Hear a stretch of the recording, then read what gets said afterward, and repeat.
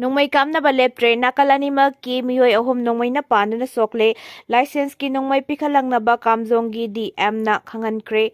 Ukrul district ki Litan police station na konba sina kaithel da kanglup ani gi marakta sathina khana chainabagi thodok thokraba matung Erang asi kamjong district ta yoksilakre.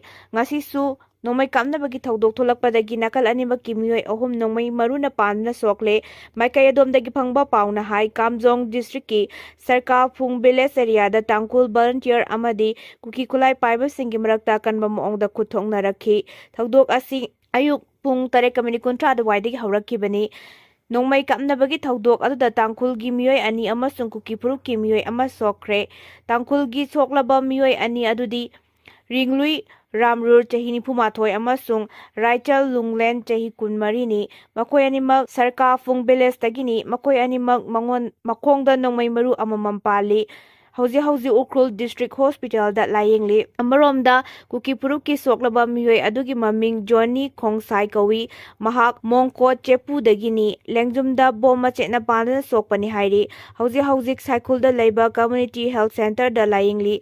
Marak asida kamjonggi District Magistrate na Subdivision asigi manung chana leiba mafam pumdamakta license ki nongmei sing pikhalaknaba khangankre. District Magistrate LN Kangsung na thokiba road order gi matung inna Ahum Act 1959 gi makhada license ki nongmei pairiba miyoi khudingmak panthaba tawkana makoi gi khulai sing adu pikhalakadabani. Kamjonggi Superintendent of Police ki mijing makhada Charshat Police Station da hangdokliba collection point da license ki nongmei sing adu pikhalakadabani hairi.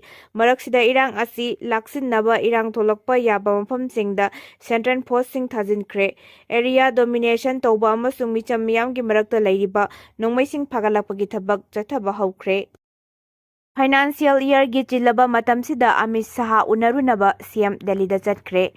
April 10 faubagi manungda yumnam khemsan gi lengak minister taret hapchinduna chawthok halaba yai. Department ayambagi portfolio paisinba amasung state asigi financial year gi khwaidagi chilaba matam asida Union Home Minister Amit Shah na kaurakpadagi Chief Minister Yumnam Khemchan Delhi da chatkre. Khongsat asigi matangda unaduna wari sabada mahakna hai handagi khongsat asida mahakka Prime Minister Narendra Modi ga unanaba thaurang leite. Khwaidagi maru oina Union Home Minister Amit Shah di unagani. Mahak kaidongoi Imphal da halakani haiba khangdre. Adumakpu financial year gi thabak ayambadi loisilalamle. Maduna mahaki khongsat asina financial year gida thoina kaiba leiroi. Mahaki khongsat asigi matangda political gi maramda nainaba singna phongdorakpagi matung inna hauzik mahaki leingak chawthokpa ngamdriba amasung tangkhul amadi kuki ani gi marakta nauna irang thokliba asigi matangda akupa wari kaya marum sanaraba yai. Tawbadadi mahakna Imphal da hek halaklagasu Minister Expansion haibadudi hekta tawkiroi dawri maramdi financial year gi tanpham asida Minister Expansion tawbada phajadaba amasung portfolio yenthokpada khudong sadaba khara leigadaba adu yenglaga April gi anisuba chayol phawbagi manungda pangthoklaba yai. Nauna wasak lawgadoriba Minister taret asida kana hapchingadage haibasisu aruba wafam ama oiri. Maruoina Churasanpur amasung Fezol district ki oiba Minister amakak pigadra natragana ani pigadra haibasisu yamna kanna nainaribani. BJP gi lusingba kharanadi leikidraba Thanglon SLMB constituency gi MLA Bungjagil Balte gi machanupa minister hapaningi. SLMB constituency asigi makhl athubada pangthokadaba leibana makhl adu gisu yenglaga mangonda minister phamhana thindokpada party gi oina mapangan kangani haina lauri. Masigisu mathakta Tipaimuk ACG MLA Ngursanglur Sinati amasung Churasanpur SLMB constituency gi MLA LM Khautena party da utkiba thaugalon adugi yenglaga karambada minister ama pigadage haibadu khanari. Pau asina makata na hai hauzik thokliba Erang asina mari leinana lengak asida tangkhul kangbudadi minister ama hapnanabasu khanari. Hauzik makioina chapchana laptop tragasu hakodoriba minister asi NPF tagi oigani amasung NPF ki MLA Khasim Basumda oina piraba yai. Tampaki lamda minister mari piranaba thaurang tauri. Hyriba minister mari asi BJP dagi loinamak oigani. KZCga wari sanadringayda Maitai amadi Naga hana wari sanagadabani. Tha asigi kunmathoida Kuki Zo Council amadi Chief Minister Y Khemsanga Guwahati mafam amada wari sanakiba adu Maitai amadi Nagagi apambagi mayoktani haina Federation of Ahumigi President Sapam Sajadumanina khuyek piduna thadorakpa chirol lamana hairi. Makhatana hai Kuki Joga wari sanaringayda Maitai amadi Naga furupsinga hana wakalon paunahanggadabani. Kuki Zo Council na yaragadi Naga amadi Maitai nasu hekta yarakani khanbadi chada samada chama langani. Kuki Zo Singna Landaraktuna micham kaya nupi angang masing khangduna minungsi machet amatta yaukana hatokpikre. Masida natara siba masa phawba phangdana lairiba sing adumadi mayum makai maina tumna thadok pikraba mafa miyam singi apamba wakalon amata laudana Kuki Jo themlaga hekta yagani haibadi atai Maitai ga Naga ga di karisu natte phongdokpani. Manipur thugaina ma changsilakpa foreigner singi lana sida governor na matam khudingmakta kaubiroidabani lamdam asi ekoigi paipuna sahi lisang sitna ngakuna ngasigi mirolda sinarambani haibasi lengakna kauroidabani hairi.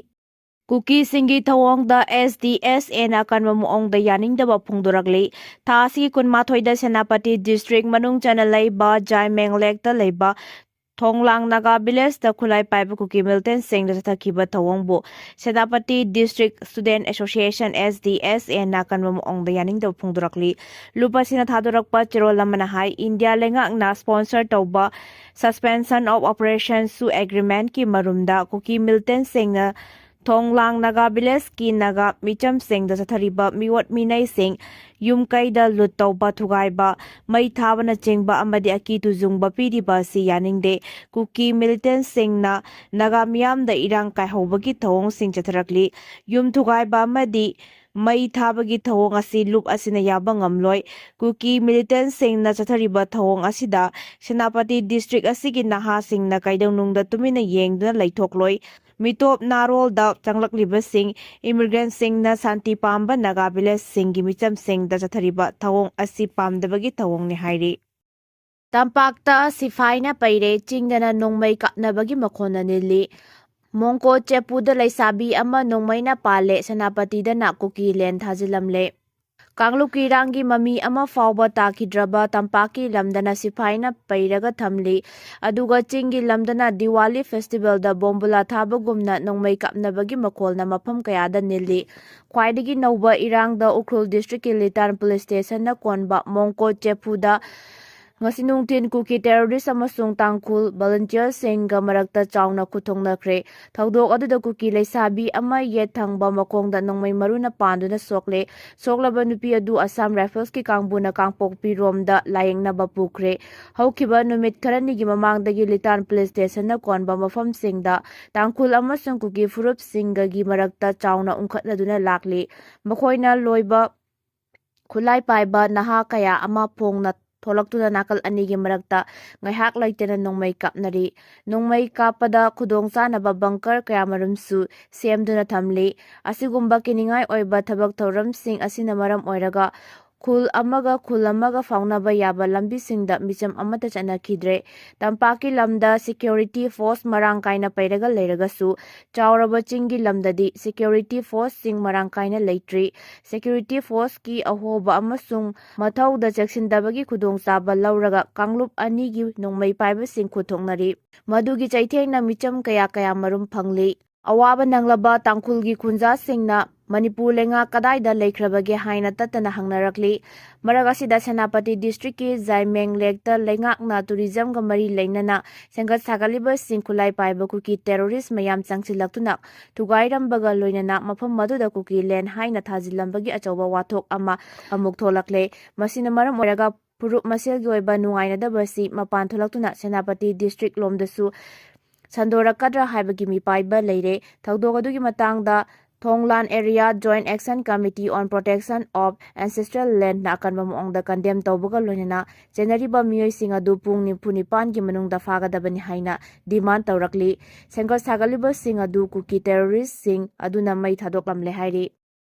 ꯏꯟꯗꯤꯌꯥꯒꯤ ꯊꯥꯎ gas ꯃꯔꯥꯡ ꯀꯥꯏꯅ ꯂꯩꯔꯤ꯫ ꯏꯟꯗꯤꯌꯥꯒꯤ ꯊꯥꯎ, gas, urea ꯑꯃꯗꯤ ꯆꯤꯟꯖꯥꯛ ꯃꯔꯥꯡ ꯀꯥꯏꯅ ꯂꯩꯔꯤ ꯍꯥꯏꯅ ꯄ꯭ꯔꯥꯏꯝ ꯃꯤꯅꯤꯁꯇꯔ ꯅꯔꯦꯟꯗ꯭ꯔ ꯃꯣꯗꯤꯅ ꯂꯣꯛ ꯁꯚꯥꯗ ꯐꯣꯡꯗꯣꯛꯈ꯭ꯔꯦ꯫ ꯋꯦꯁ ꯑꯦꯁꯤꯌꯥꯗ ꯊꯣꯛꯂꯤꯕ ꯂꯥꯟ ꯑꯁꯤꯒꯤ ꯃꯇꯥꯡꯗ ꯃꯍꯥꯛꯅ ꯍꯥꯏ ꯁ꯭ꯇꯦꯠ ꯑꯣꯐ ꯍꯣꯃꯁ ꯊꯤꯡꯖꯤꯟꯈꯤꯕꯒꯤ ꯊꯧꯑꯣꯡ ꯑꯁꯤ ꯈꯣꯡꯐꯝ ꯍꯟꯗꯣꯛꯍꯟꯅꯕ ꯃꯔꯤ ꯂꯩꯅꯕꯁꯤꯡꯒ ꯋꯥꯔꯤ ꯁꯥꯅꯔꯦ꯫ ꯁ꯭ꯇꯦꯠ ꯑꯣꯐ ꯍꯣꯃꯁ ꯐꯥꯎꯔꯒ ꯏꯟꯗꯤꯌꯥꯗ ꯀ꯭ꯔꯨꯗ ꯑꯣꯏꯜ, ꯒ꯭ꯌꯥꯁ, ꯐꯔꯇꯤꯂꯥꯏꯖꯔ ꯑꯃꯁꯨꯡ ꯑꯇꯩ ꯇꯉꯥꯏ ꯐꯗꯅ ꯆꯪꯗ꯭ꯔꯕ ꯌꯥꯗꯕ ꯄꯣꯠꯂꯝꯁꯤꯡ ꯄꯨꯁꯤꯜꯂꯛꯂꯤꯕꯅꯤ꯫ ꯂꯝꯕꯤ ꯄꯔꯤꯡ ꯑꯁꯤ ꯊꯤꯡꯈꯤꯕꯒꯤ ꯃꯇꯥꯡꯗ ꯋꯦꯁ ꯑꯦꯁꯤꯌꯥꯒꯤ ꯂꯨꯆꯤꯡꯕꯁꯤꯡꯒ ꯋꯥꯔꯤ ꯁꯥꯅꯔꯦ꯫ ꯑꯊꯨꯕ ꯃꯇꯝꯗ ꯍꯣꯃꯁꯒꯨꯝꯕ ꯏꯟꯇꯔꯅꯦꯁꯅꯦꯜ ꯇ꯭ꯔꯦꯗ ꯔꯨꯠꯁꯤꯡ ꯍꯥꯡꯗꯣꯛꯍꯟꯗꯨꯅ ꯄꯣꯠ-ꯆꯩ ꯍꯣꯡꯗꯣꯛ ꯍꯣꯟꯖꯤꯟ ꯇꯧꯕꯗ ꯑꯄꯟꯕ ꯊꯣꯛꯍꯟꯗꯅꯕ ꯊꯧꯔꯥꯡ ꯂꯧꯈꯠꯂꯤ꯫ ꯂꯥꯟ ꯃꯅꯨꯡꯗ ꯐꯥꯎꯕ ꯇꯉꯥꯏ ꯐꯗꯅ ꯆꯪꯗꯕ ꯌꯥꯗꯕ ꯄꯣꯠꯂꯝꯁꯤꯡ ꯍꯣꯡꯗꯣꯛ ꯍꯣꯟꯖꯤꯟ ꯇꯧꯕꯒꯤ ꯑꯌꯥꯕ ꯄꯤꯔꯤ꯫ ꯋꯦꯁ ꯑꯦꯁꯤꯌꯥꯗ ꯊꯣꯛꯂꯤꯕ ꯂꯥꯟ ꯑꯁꯤꯅ ꯃꯔꯝ ꯑꯣꯏꯔꯒ ꯃꯥꯂꯦꯝꯒꯤ ꯃꯐꯝ ꯄꯨꯝꯅꯃꯛꯇ ꯑꯋꯥꯕ ꯄꯤꯕ ꯆꯨꯝꯗꯦ ꯍꯥꯏꯅꯁꯨ ꯔꯥꯖ꯭ꯌ ꯁꯚꯥ ꯃꯤꯐꯝꯗ ꯄ꯭ꯔꯥꯏꯝ ꯃꯤꯅꯤꯁꯇꯔ ꯅꯔꯦꯟꯗ꯭ꯔ ꯃꯣꯗꯤꯅ ꯃꯈꯥ ꯇꯥꯅ ꯐꯣꯡꯗꯣꯛꯈꯤ꯫ ꯀꯨꯀꯤ ꯃꯤꯂꯤꯇꯦꯟꯠꯁꯤꯡꯅ ꯁꯦꯅꯥꯄꯇꯤ ꯗꯤꯁꯇ꯭ꯔꯤꯛꯀꯤ ꯖꯥꯏꯃꯦꯡ ꯂꯦꯛꯇ ꯇꯨꯔꯤꯖꯝꯒ ꯃꯔꯤ ꯂꯩꯅꯅ ꯁꯦꯝꯒꯠ ꯁꯥꯒꯠꯂꯤꯕꯁꯤꯡ ꯊꯨꯒꯥꯏꯔꯝꯂꯦ, ꯀꯨꯀꯤ ꯂꯦꯟ ꯍꯥꯏꯅ ꯊꯥꯖꯤꯜꯂꯝꯂꯦ꯫ ꯀꯨꯀꯤ ꯃꯤꯂꯤꯇꯦꯟꯠꯁꯤꯡꯅ ꯍꯧꯖꯤꯛ ꯎꯈ꯭ꯔꯨꯜ ꯑꯃꯁꯨꯡ ꯀꯥꯝꯖꯣꯡ ꯗꯤꯁꯇ꯭ꯔꯤꯛꯀꯤ ꯑꯦꯔꯤꯌꯥꯗ ꯇꯥꯡꯈꯨꯜ ꯅꯥꯒꯥꯁꯤꯡꯒꯤ ꯃꯔꯛꯇ ꯑꯀꯟꯕ ꯑꯦꯇꯦꯛ ꯆꯠꯊꯔꯤꯉꯩꯒꯤ ꯃꯅꯨꯡ ꯃꯈꯥ ꯇꯥꯅ ꯁꯦꯅꯥꯄꯇꯤ ꯗꯤꯁꯇ꯭ꯔꯤꯛꯀꯤ ꯖꯥꯏꯃꯦꯡ ꯂꯦꯛꯇ ꯁꯔꯀꯥꯔꯅ ꯇꯨꯔꯤꯖꯝꯒ ꯃꯔꯤ ꯂꯩꯅꯅ ꯁꯦꯝꯒꯠ ꯁꯥꯒꯠꯂꯤꯕꯁꯤꯡ ꯊꯨꯒꯥꯏ ꯌꯩꯈꯥꯏꯕ ꯑꯃꯗꯤ ꯃꯩ ꯊꯥꯕꯅꯆꯤꯡꯕꯒꯤ ꯊꯧꯑꯣꯡ ꯀꯌꯥ ꯆꯠꯊꯔꯝꯂꯦ꯫ ꯂꯣꯏꯅꯅ ꯃꯐꯝ ꯑꯗꯨꯗ ꯁꯦꯝꯒꯠ ꯁꯥꯒꯠꯂꯤꯕꯁꯤꯡ ꯑꯗꯨꯗ ꯀꯨꯀꯤ ꯂꯦꯟ ꯍꯥꯏꯅ ꯊꯥꯖꯤꯜꯂꯝꯂꯦ꯫ ꯊꯧꯗꯣꯛ ꯑꯗꯨꯒꯤ ꯃꯇꯥꯡꯗ Thonglang area joint action committee on protection of ancestral land TAJACPAL ꯅ ꯑꯀꯟꯕ ꯃꯑꯣꯡꯗ ꯀꯟꯗꯦꯝ ꯇꯧꯔꯗꯨꯅ ꯄꯨꯡ nimfꯨ-9ꯒꯤ ꯃꯅꯨꯡꯗ ꯊꯧꯗꯣꯛ ꯑꯗꯨꯗ ꯆꯦꯟꯅꯔꯤꯕꯁꯤꯡ ꯑꯗꯨ ꯐꯥꯗꯨꯅ ꯖꯁꯇꯤꯁ ꯄꯨꯔꯛꯀꯗꯕꯅꯤ ꯍꯥꯏꯅ ꯗꯥꯕꯤ ꯇꯧꯈ꯭ꯔꯦ꯫ ꯂꯨꯞ ꯑꯁꯤꯅ ꯊꯥꯗꯣꯔꯛꯄ ꯆꯦꯔꯣꯜ ꯑꯃꯗ ꯍꯥꯏꯔꯤꯕꯅ ꯑꯐꯕ ꯃꯈꯜꯒꯤ ꯈꯨꯠꯁꯨ ꯈꯨꯠꯂꯥꯏ ꯄꯥꯏꯕ ꯌꯥꯝꯂꯕ ꯀꯨꯀꯤ ꯃꯤꯂꯤꯇꯦꯟꯠꯁꯤꯡ ꯑꯗꯨꯅ ꯍꯧꯈꯤꯕ ꯊꯥꯡꯖ ꯅꯨꯃꯤꯠꯇ ꯖꯥꯏꯃꯦꯡ ꯂꯦꯛ ꯑꯦꯔꯤꯌꯥꯗ ꯂꯥꯛꯂꯒ ꯂꯦꯛ ꯑꯁꯤꯗ ꯇꯨꯔꯤꯖꯝꯒ ꯃꯔꯤ ꯂꯩꯅꯅ ꯁꯦꯝꯒꯠ ꯁꯥꯒꯠꯂꯤꯕꯁꯤꯡ ꯊꯨꯒꯥꯏ ꯌꯩꯈꯥꯏꯕ ꯇꯧꯕꯇ ꯅꯠꯇꯅ ꯃꯩ ꯊꯥꯕꯒꯤ ꯊꯧꯑꯣꯡꯁꯤꯡ ꯑꯗꯨ ꯆꯠꯊꯈꯤꯕꯅꯤ꯫ ꯃꯐꯝ ꯑꯗꯨꯗ ꯂꯥꯛꯈꯤꯕ ꯀꯨꯀꯤ ꯃꯤꯂꯤꯇꯦꯟꯠꯁꯤꯡ ꯑꯗꯨꯒꯤ ꯃꯔꯛꯇ ꯃꯦꯆꯤꯟ ꯒꯟ ꯄꯥꯏꯕꯁꯨ ꯌꯥꯎꯏ꯫ ꯀꯨꯀꯤ ꯃꯤꯂꯤꯇꯦꯟꯠꯁꯤꯡ ꯑꯗꯨꯅ ꯃꯐꯝ ꯑꯗꯨꯗ ꯅꯝꯗꯨꯅ ꯆꯪꯁꯤꯜꯂꯛꯂꯒ ꯂꯦꯛ ꯑꯁꯤꯗ ꯒꯚꯔꯟꯃꯦꯟꯠꯀꯤ ꯃꯥꯏꯀꯩꯗꯒꯤ ꯇꯨꯔꯤꯖꯝꯒ ꯃꯔꯤ ꯂꯩꯅꯅ ꯄꯥꯏꯈꯠꯂꯤꯕ ꯊꯕꯛꯁꯤꯡ ꯑꯗꯨ ꯁꯦꯝ ꯁꯥꯕꯒꯤ ꯂꯩꯔꯤꯕ ꯃꯔꯥꯜ ꯂꯩꯖꯗ꯭ꯔꯕ ꯂꯦꯕꯔꯁꯤꯡ ꯑꯗꯨꯗ ꯀꯥ ꯍꯦꯟꯕ ꯊꯧꯑꯣꯡ ꯀꯌꯥ ꯆꯠꯊꯈꯤ꯫ ꯃꯁꯤꯅ ꯃꯔꯝ ꯑꯣꯏꯔꯒ ꯁꯤꯟꯃꯤꯁꯤꯡ ꯑꯗꯨ ꯃꯐꯝ ꯑꯗꯨꯗꯒꯤ ꯆꯦꯟꯅꯈꯤ꯫ ꯀꯨꯀꯤ ꯃꯤꯂꯤꯇꯦꯟꯠꯁꯤꯡ ꯑꯗꯨꯅ ꯏꯟꯐ꯭ꯔꯥꯁ꯭ꯇꯔꯛꯆꯔꯁꯤꯡ ꯑꯗꯨ ꯁꯦꯝꯒꯠ ꯁꯥꯒꯠꯄꯒꯤ ꯁꯤꯖꯤꯟꯅꯔꯤꯕ ꯖꯦꯅꯦꯔꯦꯇꯔ, ꯏꯂꯦꯛꯇ꯭ꯔꯤꯛ ꯋꯦꯜꯗꯤꯡ ꯃꯦꯆꯤꯟ, ꯎꯄꯥꯛ, ꯗꯤꯖꯜ ꯑꯃꯁꯨꯡ ꯄꯦꯇ꯭ꯔꯣꯜꯒꯤ ꯕꯦꯔꯦꯜꯁꯤꯡ, ꯀꯦꯝꯞ, ꯐꯤꯔꯣꯜ ꯑꯃꯁꯨꯡ ꯀꯣꯜꯂꯤꯛ ꯀꯌꯥ ꯑꯃꯁꯨ ꯃꯩ ꯊꯥꯗꯨꯅ ꯑꯃꯗꯤ ꯌꯩꯈꯥꯏ ꯊꯨꯒꯥꯏ ꯇꯧꯗꯨꯅ ꯑꯃꯥꯡ ꯑꯇꯥ ꯊꯣꯛꯍꯜꯂꯝꯈꯤ꯫ ꯊꯧꯑꯣꯡ ꯑꯁꯤ ꯃꯐꯝ ꯑꯗꯨꯒꯤ ꯃꯍꯧꯁꯥꯒꯤ ꯄꯨꯟꯁꯤ ꯃꯍꯤꯡ ꯑꯃꯁꯨꯡ ꯁꯥꯟꯇꯤꯗ ꯆꯥꯎꯅ ꯑꯀꯥꯏꯕ ꯄꯤꯕꯅꯤ꯫ ꯀꯨꯀꯤ ꯃꯤꯂꯤꯇꯦꯟꯠꯁꯤꯡꯅ ꯃꯐꯝ ꯑꯗꯨꯗ ꯁꯦꯝꯒꯠ ꯁꯥꯒꯠꯂꯤꯕꯁꯤꯡ ꯑꯗꯨꯗ ꯀꯨꯀꯤ ꯂꯦꯟ ꯍꯥꯏꯅꯁꯨ ꯊꯥꯖꯤꯜꯂꯝꯈꯤ꯫ ꯊꯧꯑꯣꯡ ꯑꯁꯤ ꯑꯇꯝꯅꯅ ꯀꯨꯀꯤ ꯃꯤꯂꯤꯇꯦꯟꯠꯁꯤꯡ ꯑꯗꯨꯅ ꯈꯠꯅꯍꯧꯕꯗ ꯅꯠꯇꯅ ꯀꯨꯀꯤ ꯂꯦꯟ ꯍꯥꯏꯅ ꯊꯥꯖꯤꯜꯂꯝꯈꯤꯕ ꯑꯗꯨꯅ ꯆꯥꯎꯅ ꯇꯦꯟꯁꯟ ꯋꯥꯡꯅ ꯂꯩꯔꯦ꯫ ꯀꯨꯀꯤ ꯈꯨꯠꯂꯥꯏ ꯄꯥꯏꯕꯁꯤꯡꯅ ꯆꯠꯊꯔꯤꯕ ꯊꯧꯑꯣꯡ ꯑꯗꯨ ꯆꯨꯝꯅꯈꯛꯀꯤ ꯄꯣꯠ-ꯆꯩ ꯊꯨꯒꯥꯏꯕꯇ ꯅꯠꯇꯦ, ꯂꯣꯀꯦꯜ ꯀꯝꯃ꯭ꯌꯨꯅꯤꯇꯤꯁꯤꯡꯕꯨ ꯀꯤꯍꯟ ꯈꯪꯍꯟꯕ, ꯂꯣꯒꯤ ꯑꯦꯛꯇꯤꯚꯤꯇꯤꯁꯤꯡꯕꯨ ꯀꯔꯤꯃꯠꯇ ꯊꯧꯁꯥꯗꯕ ꯑꯃꯁꯨꯡ ꯃꯐꯝ ꯑꯗꯨꯗ ꯅꯨꯡꯁꯤ ꯆꯥꯟꯅꯅ ꯂꯩꯃꯤꯟꯅꯔꯤꯕ ꯀꯝꯃ꯭ꯌꯨꯅꯤꯇꯤꯁꯤꯡꯒꯤ ꯃꯔꯛꯇ ꯑꯀꯥꯏꯕ ꯄꯤꯕ ꯍꯣꯠꯅꯕꯅꯤ꯫ ꯑꯁꯤꯒꯨꯝꯕ ꯊꯧꯑꯣꯡꯁꯤꯡ ꯑꯁꯤ ꯀꯔꯤꯒꯨꯝꯕ ꯐꯤꯚꯝ ꯑꯃꯠꯇꯗ ꯈꯥꯡꯗꯨꯅ ꯂꯩꯔꯣꯏ ꯍꯥꯏꯔꯤ꯫ ꯂꯨꯞ ꯑꯁꯤꯒꯤ ꯃꯥꯏꯀꯩꯗꯒꯤ ꯍꯤꯔꯝ ꯑꯁꯤꯒ ꯃꯔꯤ ꯂꯩꯅꯅ ꯀꯨꯀꯤ ꯁꯤꯚꯤꯜ ꯁꯣꯁꯥꯏꯇꯤ ꯑꯣꯔꯒꯅꯥꯏꯖꯦꯁꯟꯁꯤꯡ, ꯃꯔꯨꯑꯣꯏꯅ IT ꯔꯣꯗꯇ ꯂꯩꯔꯤꯕ ꯖꯣꯏꯟꯠ ꯗꯤꯚꯦꯂꯞꯃꯦꯟꯠ ꯃꯦꯅꯦꯖꯃꯦꯟꯠ ꯀꯃꯤꯇꯤꯗ ꯊꯧꯗꯣꯛ ꯑꯗꯨꯗ ꯆꯦꯟꯅꯔꯤꯕ ꯈꯨꯠꯂꯥꯏ ꯄꯥꯏꯕ ꯃꯤꯑꯣꯏꯁꯤꯡ ꯑꯗꯨ ꯆꯞ ꯆꯥꯅ ꯃꯁꯛ ꯃꯃꯤꯡ ꯇꯥꯛꯅꯕ ꯑꯃꯁꯨꯡ ꯃꯈꯣꯏꯒꯤ ꯑꯣꯏꯕ ꯐꯤꯔꯦꯞ ꯑꯗꯨ ꯈꯪꯍꯜꯂꯛꯅꯕ ꯑꯀꯟꯕ ꯋꯥꯐꯝ ꯊꯝꯈ꯭ꯔꯦ꯫ ꯂꯣꯏꯅꯅ ꯃꯔꯤ ꯂꯩꯅꯕ ꯑꯣꯊꯣꯔꯤꯇꯤꯁꯤꯡꯅ ꯑꯊꯨꯕꯗ ꯍꯤꯔꯝ ꯑꯁꯤꯒꯤ ꯃꯇꯥꯡꯗ ꯊꯤꯖꯤꯟꯗꯨꯅ ꯊꯧꯗꯣꯛ ꯑꯁꯤꯗ ꯆꯦꯟꯅꯔꯤꯕꯁꯤꯡ ꯑꯗꯨ ꯄꯨꯡ nimfꯨ-9ꯒꯤ ꯃꯅꯨꯡꯗ ꯐꯥꯗꯨꯅ ꯖꯁꯇꯤꯁ ꯄꯨꯔꯛꯀꯗꯕꯅꯤ꯫ ꯀꯔꯤꯒꯨꯝꯕ ꯍꯥꯏꯔꯤꯕ ꯗꯤꯃꯥꯟ ꯑꯁꯤ ꯊꯕꯛ ꯑꯣꯏꯅ ꯄꯥꯡꯊꯣꯛꯇꯕ ꯇꯥꯔꯕꯗꯤ ꯊꯣꯡꯂꯥꯡ ꯑꯦꯔꯤꯌꯥꯗ ꯂꯩꯔꯤꯕ ꯃꯤꯌꯥꯝꯅ ꯃꯈꯣꯏꯒꯤ ꯔꯥꯏꯠ, ꯁꯦꯀ꯭ꯌꯨꯔꯤꯇꯤ ꯑꯃꯁꯨꯡ ꯗꯤꯒꯅꯤꯇꯤ ꯉꯥꯛꯅꯕꯒꯤꯗꯃꯛ ꯃꯈꯥ ꯇꯥꯕ ꯈꯣꯡꯖꯪꯁꯤꯡ ꯆꯪꯁꯤꯜꯂꯒꯅꯤ ꯍꯥꯏꯔꯤ꯫